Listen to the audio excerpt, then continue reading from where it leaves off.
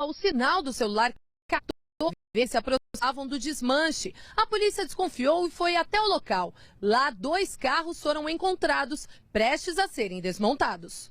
Um deles é esta Mitsubishi importada. Os policiais também encontraram diversas peças. Algumas já estavam embaladas e dentro desta van, prontas para serem vendidas. Foram surpreendidos 5 elementos. Presos em flagrante. Presos em flagrante, recuperado 2 veículos que eram produto ilícito. A polícia acredita que a quadrilha seja maior e agora investiga quem são os receptadores das peças. E no bairro da Freguesia do Ó, na Zona Norte, a polícia prendeu este homem que transformou o carro num laboratório para refinar cocaína. Mais de 3.000 embalagens com a droga foram apreendidas, além de grande quantidade de crack, maconha e pasta base de cocaína.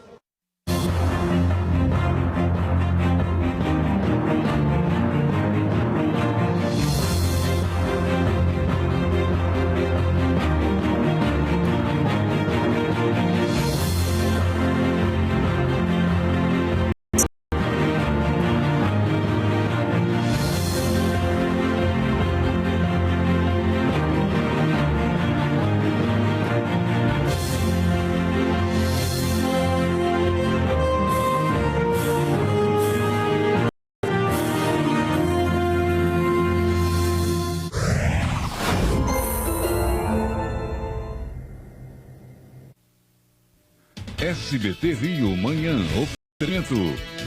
Supermercados Unidos, férias no verão com muita promoção.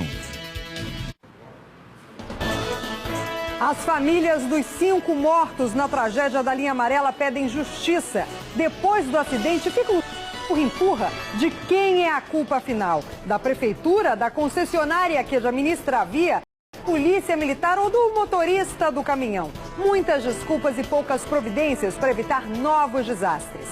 E ainda, perícia pode confirmar a velocidade do caminhão e avaliar se a passarela tinha problema de manutenção estrutural. Já que no estúdio eu vou conversar ao vivo com o engenheiro civil e um dos coordenadores do projeto da linha amarela, Antônio Eulálio. E você vai ver também outros assuntos aqui do Rio. Tribunal de Contas do município diz que não vai definir aumento das passagens. E a prefeitura pode reajustar as taxas como bem entender. Por causa disso, ontem cerca de protestaram no centro da cidade. Mascarados estavam entre os manifestantes que invadiram uma estação de trem e incitaram passageiros a se unir ao protesto. Olá, muito bom dia. Hoje é quarta-feira, de janeiro. Eu sou Eliane Borges e você está no SBT Rio. Muita tristeza no velório do rapaz que morreu depois de ser arremessado da passarela na linha amarela. Ele vai ser enterrado hoje no cemitério de Inhaúma. No primeiro velório de uma vítima do acidente, parentes e amigos não conseguiam esconder a dor e a revolta. Muito abalados, os pais do jovem não quiseram gravar entrevista. Estão em estado de choque. Não querem nem falar nada, não tem nem como, não tem nem palavra, né, para falar. Adriano Pontes de Oliveira, de 26 anos, era banqueiro, filho único de família de origem humilde, se formou em contabilidade e tinha um futuro promissor. O pai dele sempre trabalhou, é pedreiro, educou o filho, pagou faculdade, né? Ele chegar onde estava, né? Ia receber agora uma promoção. Só Deus sabe, né? O destino, o porquê chegou a esse ponto, né? O rapaz cruzava a passarela da linha amarela exatamente no momento em que houve a colisão. Ele foi arremessado do alto e caiu no canal que corta a via expressa. Adriano chegou a ser socorrido, mas não resistiu aos ferimentos. Até agora, os pais do bancário não receberam sequer apoio psicológico. O serviço social da prefeitura nem sequer mandou vir um psicólogo para apoiar, entendeu? A família saber que tem que ter um tratamento, né? O enterro está marcado para hoje, à 13h, aqui no cemitério de Inhaúma. O que os familiares mais querem agora é que a morte de Adriano sirva de exemplo para que outras pessoas não se tornem vítimas de uma tragédia como essa. Não pode ser esquecido. Que isso seja de testemunha para outros.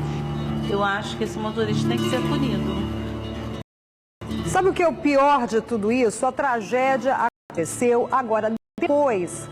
Cadê assistência às famílias?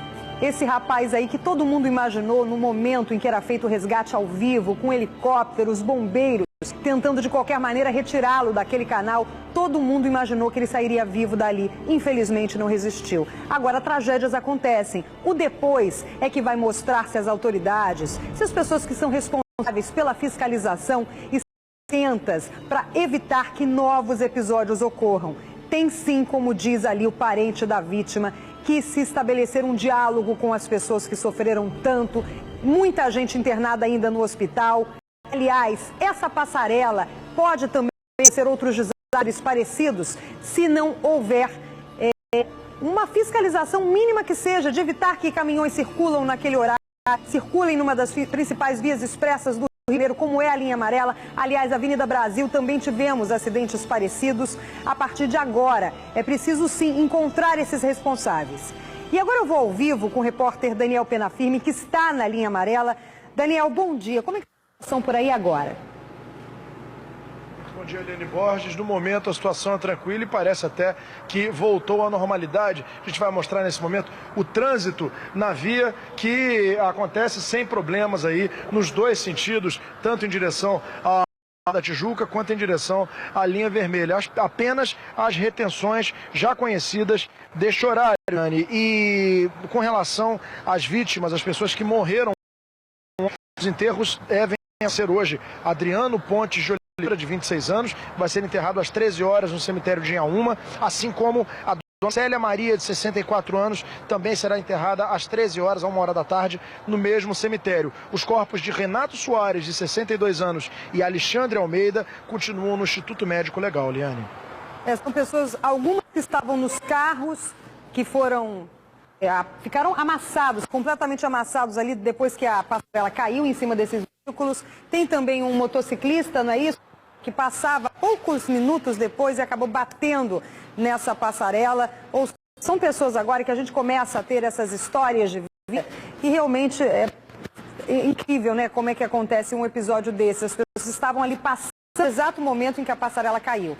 Em 10 dias deve sair o resultado da perícia sobre a queda dessa passarela. Então vamos ver exatamente o que vai ser realizado, o que vai ser feito. O exame vai ajudar a polícia na investigação que apura a responsabilidade desse acidente que matou as pessoas. E o motorista disse que não viu a caçada antes do acidente. Daqui a pouquinho também vou dar essas hipóteses. As informações com a Lívia Raik.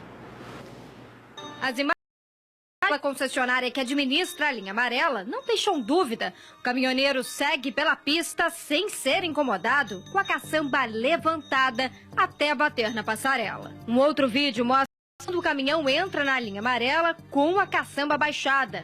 Logo depois, ela começa a levantar. Este rapaz conta que muitos motoristas tentaram alertar o caminhoneiro Luiz Fernando da Costa sobre a caçamba, mas ele teria ignorado o aviso. Vários moços ele ignorou porque até então ele... Em depoimento informal à polícia, o motorista negou ter visto a caçamba levantada. Repare que com ela para cima é impossível ver a placa do veículo. Detalhe, caminhões só podem andar pela linha amarela a partir das 10 horas da manhã. A passarela foi atingida por volta das 9h15. O acidente é bem parecido com esse aqui. É o que funciona a caçamba por uma alavanca ou um botão como esse aqui. E só da gente mexer, a gente já sente um barulhinho e até um solavanco no caminhão. E é impossível, pelo retrovisor, não ver que a alavanca foi acionada. É muito difícil um bom profissional não perceber, né? Que o equipamento está levantado, né? Nós tentamos um contato com a empresa responsável pelo veículo. A gente está só querendo ver o que aconteceu para poder ajudar todo mundo da melhor maneira possível. Então, no momento eu não posso estar passando nada por telefone. A polícia investiga o caso. O caminhão tem um selo da prefeitura preso na lateral. Um caminhão que faz um trabalho de remoção privada de entulhos e escombros e não estava a serviço da prefeitura. A imprudência mudou a rotina da cidade. Os reflexos podiam ser vistos em diferentes bairros. Fato é que os caminhões circulam pela cidade em horários proibidos. Nós flagramos, inclusive, outros também nessas mesmas circunstâncias e ninguém fiscaliza. A prefeitura foi muito rápida para conseguir avaliar se aquele caminhão estava ou não a serviço do município. Mas agora eu quero saber como é que fica a questão realmente do depois. O que será feito? Porque providências, por enquanto, não foram anunciadas. Será que tem mais fiscalização? Será que vão aumentar, inclusive, o efetivo de polícia ali naquela área? Você tem outros detalhes aí a respeito desse episódio? Pois é, Eliane, olha só que situação delicada, que situação complicada. Começou logo após a tragédia o jogo de empurra entre a concessionária que administra a linha amarela, a Lambsa, e a polícia militar. A Lambsa diz o seguinte, que não tem como impedir a circulação desses caminhões pela via antes do horário permitido, né, fora do horário permitido. A polícia militar, por vez, diz que não tem como coibir a circulação dos caminhões se não for avisado por quem? Pela concessionária, que tem lá um sistema de monitoramento por câmeras, são 51 câmeras que monitoram toda a via. Então fica essa situação complicada. A quem compete essa atribuição, né, de fiscalizar e de coibir o tráfego dos caminhões? Sabe-se que é proibido, mas quem vai aplicar a proibição entre a concessionária da linha amarela e a polícia militar? Morreram por causa do acidente provocado por esse caminhão que circulava fora do horário permitido. Aí complica muito a situação, né, Eliane? Pois é, Daniel, compete a todos. Na verdade, nessas horas, a gente fica querendo encontrar os responsáveis. Claro, a família precisa de lento, pelo menos saber quem é que vai pagar uma indenização, quem é que vai ali ajudar. É o que os parentes das vítimas querem saber, até para se prevenir os episódios. Agora, 4 pessoas morreram e 5 foram feridas depois dessa carreta. Depois que ela circulou em horário proibido, como disse o Daniel, com a caçamba levantada, o motorista disse que não viu, que eu acho também difícil, e acabou derrubando a passarela. Pedestres foram arremessados. A estrutura metálica esmagou 2 carros e uma moto. Vamos ver na reportagem.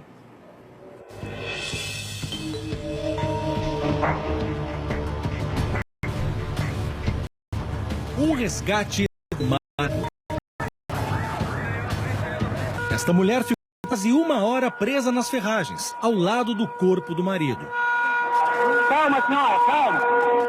Calma que o bombeiro está chegando, calma, senhora. Glaucia Andrade, de 40 anos, é uma das 5 vítimas que ficaram feridas em um acidente na linha amarela, uma das principais vias do Rio. 4 pessoas morreram. Essas imagens mostram quando um caminhão passa com a caçamba levantada. Logo depois, ele bate na passarela e a estrutura de quase 100 toneladas vem abaixo sobre as 2 pistas. Na hora do acidente, pelo menos 2 pessoas que cruzavam a passarela foram arremessadas. A estrutura metálica esmagou um carro, um moto. Um estrondo, pânico total, pessoas gritando, todo mundo tentando ligar para o bombeiro, outras chorando sem saber o que fazer. Os 2 pedestres morreram. Um deles caiu no canal que separa as 2 pistas e chegou a ser resgatado com vida, mas não resistiu aos ferimentos. O cara pedindo ajuda, mas a gente não fazendo nada. O último trabalho dos bombeiros foi a retirada do corpo do motorista que estava dentro do táxi. A partir de agora, todos os jornalistas têm que se afastar para que as máquinas possam trabalhar na remoção dos escombros e principalmente da estrutura da passarela que está atravessada no meio da linha amarela. 5 horas após o acidente, ela foi retirada, aos pedaços, içados com a ajuda de guindastes. E para comentar sobre isso, já está aqui comigo no estúdio o Antônio Eulálio, que é engenheiro do CREA e responsável por um dos projetos ali do lote, inclusive, que desabou, onde aconteceu esse acidente. Antônio, obrigado por você ter vindo aqui para nos esclarecer também algumas suspeitas. Obrigado. Você disse que aquela passarela ali não teria condição de ficar de pé num acidente como esse. Não teria. O choque foi muito forte, foi mais de 100 toneladas, né, pela velocidade do veículo. Agora, eu tenho uma sugestão, aliás, 2. Uma eu já dei, que é colocar um alerta luminoso e sonoro dentro do veículo quando for suspensa a caçamba. Então, isso aí alertaria o motorista a saber. E sugiro também que a Lambsa instale, como tem na ponte, nos pórticos, que seriam nas passarelas também, sinais luminosos, verde, amarelo e vermelho. Por quê? Como ela viu o caminhão entrar, ela podia já dar o alerta de amarelo, em seguida o vermelho, que tudo todo o tráfego pararia e evitaria. Entendi. A passarela está numa altura normal. O gabarito normal da prefeitura. Apesar de eu achar baixo, o problema é que os caminhões que circulam, às vezes, superam essa altura. Por exemplo, o caminhão cegonha com um veículo alto, como uma Kombi, ele talvez bateria também. Então, quando entrasse um veículo alto e fosse detectado nas câmaras do controle da Lanza, ela acionaria o sinal vermelho e pararia o tráfego. Esse caminhão poderia até ser punido na hora. Claro. Então, a sugestão que eu dou para a Lanza, deles usarem, como tem na Ponte Niterói, em cada faixa tem um verde, amarelo, e no túnel também, no Rebouças tem. Então, como interrompe o tráfego. E aí evitaria esse tipo de acidente, que eles assistiram pela câmera, mas não tiveram... Mas disseram que foi muito rápido, não houve tempo hábil, né? Mas se tivesse a sinalização, como eu estou sugerindo, eles parariam o tráfego antes, porque eles acenderiam o vermelho. Claro. Agora, Antônio, o motorista, ele diz que não percebeu, o que eu considero também um pouco difícil, porque uma caçamba levantada daquele tamanho, talvez até pelo retrovisor, como mostrou a Lívia Raik, daria para você ter a noção. Faz um barulhinho, inclusive, quando você aciona. Agora, a polícia já o indiciou por homicídio culposo, quando não há intenção. Você ia complementar também, dizendo que... Você confirma também que acha difícil? Eu acho difícil, porque muda a aerodinâmica do veículo, ele sentiria um esforço maior do veículo para vencer a redução de velocidade, porque o obstáculo pelo vento que ele tem que romper é muito maior. Então, ele perceberia. Eu acho isso... Agora, eu não posso provar, porque só a perícia que vai dizer se houve um defeito mecânico. Às vezes, quando ele travou a caçamba, a traseira do caminhão, ele não travou direito. E pode ter também ocorrido um defeito e ele levantado sem perceber. Agora, ele estava em alta velocidade. Isso foi constatado até, como o senhor conhece, pelo impacto tão violento naquela passarela. Agora, também falam que quando ele não quer ser visto, ele levanta a caçamba, mas ele já deixa meio destravado, que com o aumento da velocidade ele levanta. Isso só a perícia, eu não vou afirmar, mas fica aqui a sugestão, como eu sou conselheiro do CREA, e o CREA participa sempre com iniciativa de ajudar e colaborar com a Prefeitura e a Lanza. E tomara que continue assim. Antônio, vamos ver uma imagem, quero que você analise aqui comigo. Essa imagem é de um acidente muito parecido que aconteceu na Turquia. E só para a gente ter uma ideia de como pode ter sido aqui no Rio de Janeiro, veja só. Olha, o caminhão passa também, um caminhão muito similar ao que ocasionou esse acidente na passarela da linha amarela e derruba a passarela de concreto. Aqui é uma estrutura um pouco diferente, mas não dá para fazer nada, poucos segundos, tudo vem abaixo, assim como aconteceu nessa tragédia de ontem. Nós podemos fazer que tipo de comparação aí entre os dois episódios? A passarela é parecida? É parecida, é de aço, aço estrutural, mesmo tipo, uma treliça, que é muito usado, porque você vence grandes vãos e ela é leve, tem pouco peso. Uma estrutura metálica dessa pesa menos de 20 toneladas para aquele vão. Não poderia ter um problema na estrutura, um problema de manutenção, desgaste? Não. Inclusive, depois eu fui numa passarela semelhante, perto de Nova América, da linha amarela, e estava em perfeito estado. E foi construída na mesma época, logo depois da inauguração da linha amarela. Essas passarelas foram executadas, acredito, pela Lanza, fazendo parte da concessão, nas linhas de maior desejo. E outra preocupação minha é quando vão colocar pelo menos a provisória, porque aquela passarela, ela liga uma escola aqui de um lado da comunidade, e ali tem um trânsito muito grande de crianças com as mães. Senão vão tentar passar pela via. E aí não é impossível. Você tem mais tragédia. A via é impossível, porque tem um canal ainda. É impossível passar pela via. Eles vão ter que... Então, ou coloca-se ônibus escolares nesse período, que em fevereiro, para levar as crianças de um lado para o outro, que ali é a comunidade do Águia de Ouro de um lado e Rato Molhado do outro. Ou a prefeitura toma providências de imediato, ou então pode acontecer um novo problema. Começa semana que vem, né, Antônio? Agora, desses 5 feridos, 2 estão em estado grave. A gente vai ter agora também imagens e uma outra reportagem sobre as famílias dessas pessoas. Pode rodar. Aos parentes, resta a dor da perda. Imagine você passar uma situação dessa. Júlio é amigo do homem de 62 anos que morreu esmagado pela passarela. Ele conta que a vítima era despachante e dirigia este carro quando tudo aconteceu. Horrível, horrível. Uma fatalidade dessa, pessoa sadia, uma pessoa boa, alegre. Tristeza também para a família do jovem que morreu depois de ser arremessado da passarela. Ele caiu no córrego que fica no meio da linha amarela. Ele era filho único e trabalhava como recepcionista em um banco. O pai pedreiro, o filho pagou faculdade, menino formado. 4 pessoas morreram. Elas foram levadas ao IML, no centro do Rio. Familiares e amigos passaram parte do dia aqui e fizeram o reconhecimento dos corpos. 5 vítimas ficaram feridas, entre elas está a irmã de Lígia. O outro entrou e quebrou a bacia em 3 partes. O motorista do caminhão que provocou o acidente também foi socorrido. Luiz Fernando da Costa, de 30 anos, está internado, mas passa bem. Parentes das vítimas pedem rigor na fiscalização. Tem um monte de pardal para multar. Mas para identificar um caminhão naquele horário, ninguém identificou, a prefeitura não é responsável. O Daniel está comigo no link, acompanhando o estado de saúde das vítimas. Daniel, você já tem essas atualizações? Alguém em estado grave?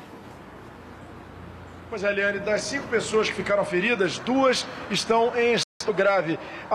O Luiz Carlos Magalhães, ele que tem 66 anos, está no Hospital Salgado Filho, no Meier, já passou por cirurgia e continua em estado grave. Além do homem identificado apenas como Jairo, de 30 anos, ele estava na passarela, caiu lá do alto da passarela e está internado no Hospital Federal de Bom Sucesso com fratura no braço, na coluna, traumatismo craniano e também compressão pulmonar. Está em observação, já foi operado, também em estado grave. Ainda internados, mas não em estado tão grave assim, a Glaucia Andrade, de 56 anos, no Hospital o Luiz Fernando Costa, de 30, ele que é o motorista do caminhão, está no Lourenço Jorge, na Barra da Tijuca, e a Liliane de Souza Rangel, de 33 anos.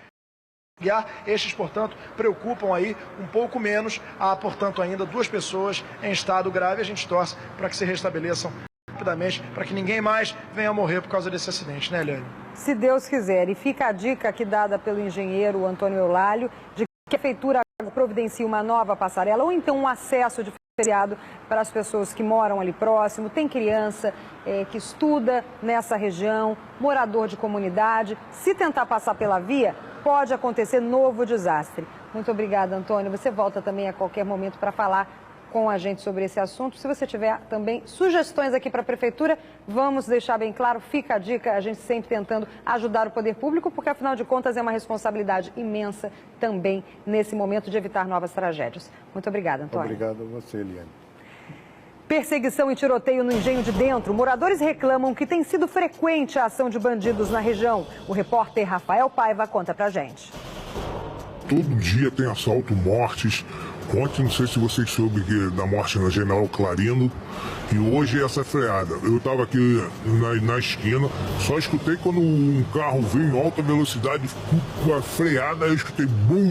Aí daqui a pouco, muito tiro. Os 5 criminosos foram abordados pelos policiais do Meier na Avenida Dom Helder Câmara, próximo ao Norte Shopping, após receberem uma denúncia anônima de que eles tinham acabado de assaltar 2 mulheres na região. Mas os suspeitos não pararam o carro, foi quando começou uma perseguição e houve troca de tiros. O veículo então seguiu até este ponto aqui da Rua das Oficinas, ao lado do estádio do Engenhão, e só parou quando o motorista foi baleado pelos policiais e perdeu o controle do carro. E olha só, 2 se entregaram aqui no local, 3 ainda tentaram fugir a pé, mas foram perseguidos e capturados bem ali na frente. O carro, que consta como roubado, ficou todo crivado de balas. Portas de estabelecimentos também ficaram marcadas pelos tiros. No momento do tiroteio, o comércio tinha acabado de fechar, o que evitou uma tragédia maior. A troca de tiros foi tão intensa aqui no local que olha onde foi atingir uma bala. Aqui dentro do apartamento. Esse morador conta que a região é movimentada de pedestres. As pessoas ficam fazendo Cooper, entendeu? As pessoas estão chegando do trabalho, aqui o bar estava aberto, tinha um montão de criança aqui na porta na hora. Outro fala da falta de segurança no local. O comércio aqui vira e mexe está sendo assaltado. Depois que construíram a linha amarela, aumentou o índice de assalto e com esse viaduto mais ainda. 3 suspeitos que foram baleados continuam internados no Hospital Salgado Filho, no Meier. Os outros 2, Jonathan Macieira Sampaio, de 29 anos, e Maicon da Silva Máximo, de 21, foram levados direto para a delegacia do Rocha. Com eles foram apreendidas uma réplica de fuzil e uma pistola 380. As bolsas das vítimas, dinheiro, celulares e um relógio também foram recuperados pelos policiais. E foi enterrada no cemitério em Sulacap a advogada que foi morta durante um assalto em Cavalcante, na Zona Norte. Os bandidos atiraram porque ela se recusou a entregar o carro. Melissa Munhoz. Nós estamos acompanhando aqui no Jardim da Saudade, em Sulacap, o velório de Ângela Neves Martins, de 56 anos. A advogada é mais uma vítima da violência na Zona Norte. Ângela foi baleada 2 vezes no peito ao tentar fugir de um assalto em plena luz do dia na porta de casa no bairro de Cavalcante, ontem pela manhã. Ângela deixa um filho e uma netinha de quase 2 anos. É muito difícil, que a gente vê na TV vários casos, nunca imagina que isso vai acontecer com a gente, uma coisa tão próxima, assim. De uma hora para outra a pessoa tá bem, alguém vai lá e tira a vida da pessoa sem razão, sem porquê. Os assaltos são tão frequentes na rua Barão do Bananal, que corta os bairros de Cascadura e Cavalcante, que a própria Ângela foi assaltada 3 vezes em apenas 6 meses, sempre na mesma altura do número 320, onde ela morava. Só que dessa vez, ela não conseguiu sair ilesa.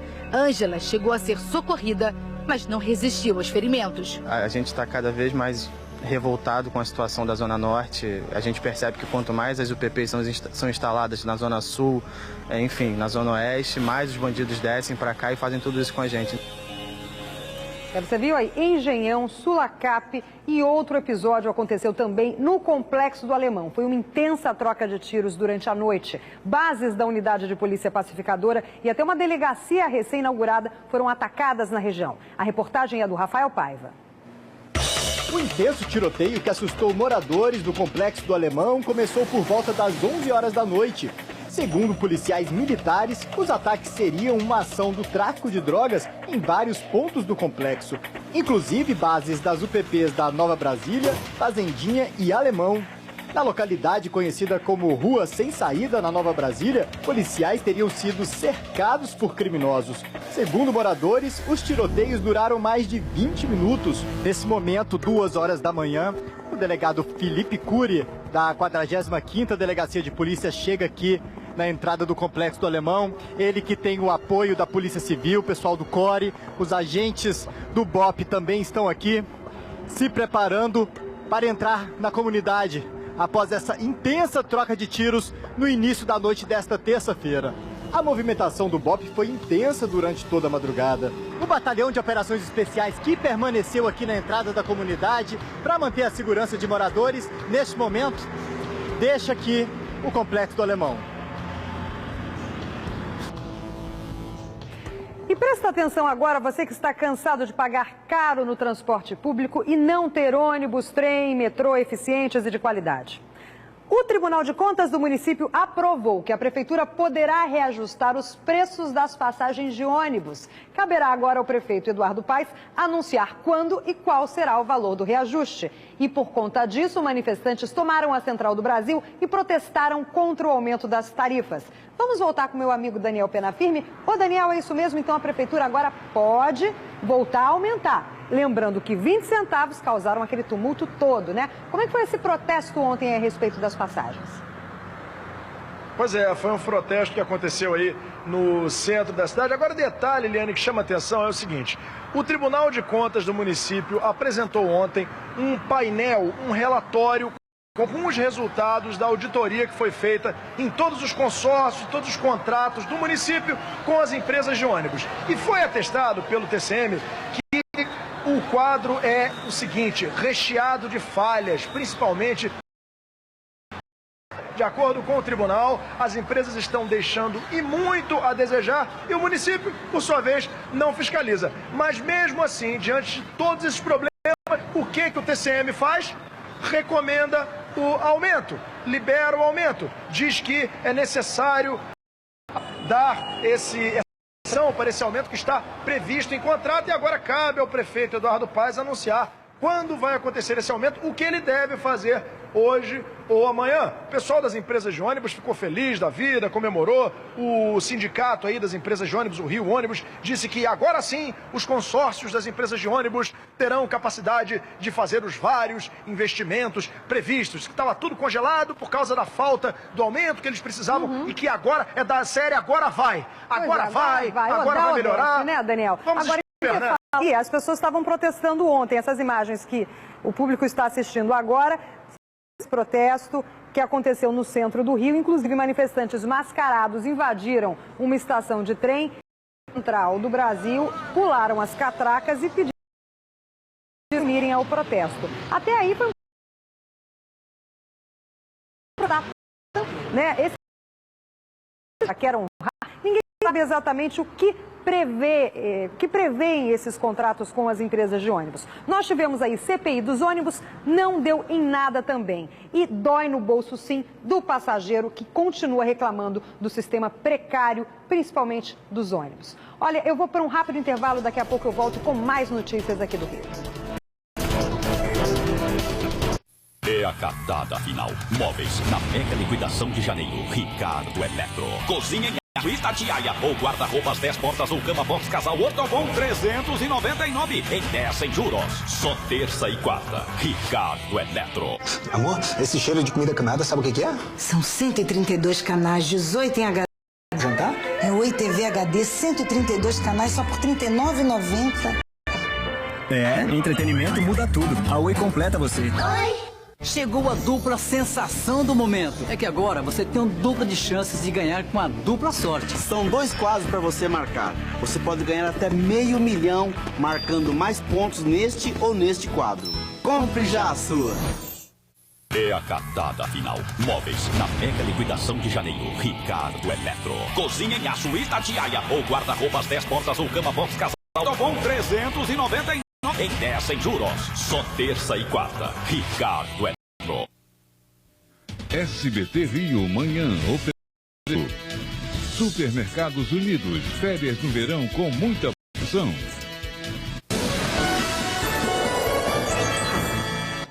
Gente, não deu mais tempo para nada. Muito obrigada e fiquem com Deus. Tchau, tchau.